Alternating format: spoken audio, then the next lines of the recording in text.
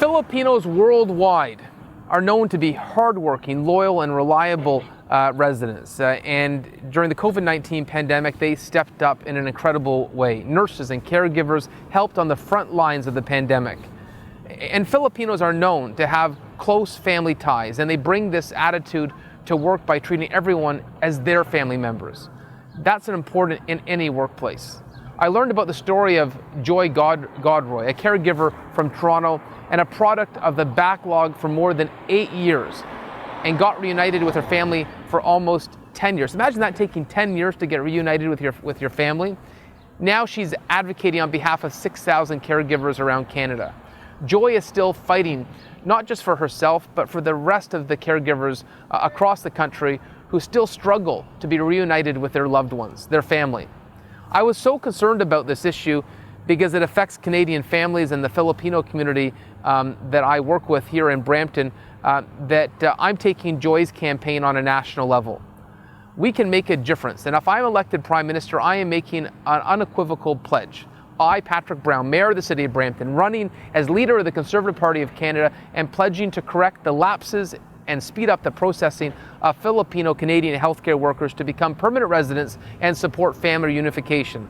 I also pledge to review and make necessary legislation of the foreign educational credential certification of immigrants in all provinces to help them join and get employment in their specific field of expertise. I can only make this pledge possible if you support me in my quest to lead the Conservative Party of Canada.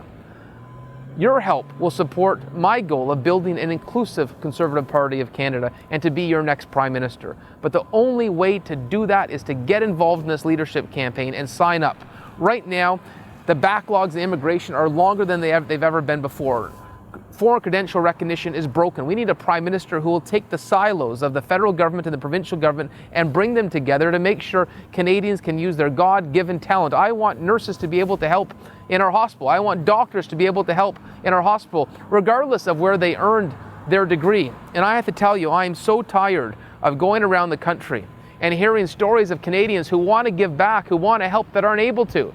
I remember sitting with a Filipino community group in Saskatchewan saying they wanted to help in their local hospital when the hospital was desperately short of staff, but they weren't able to because of the backlog in our immigration system, the backlog in the accreditation. I heard the same stories in Nova Scotia. We can change this, and I'm proud to have always been very close to the Filipino Canadian community. I've traveled to the Philippines many times. I was one of the lead fundraisers when we had Typhoon Haiyan a decade ago. I host my own Hallow parties every year in Brampton to celebrate the community. And more recently, we actually named the park Sir Jose Rizal Park to be a symbol of our friendship with the Filipino community.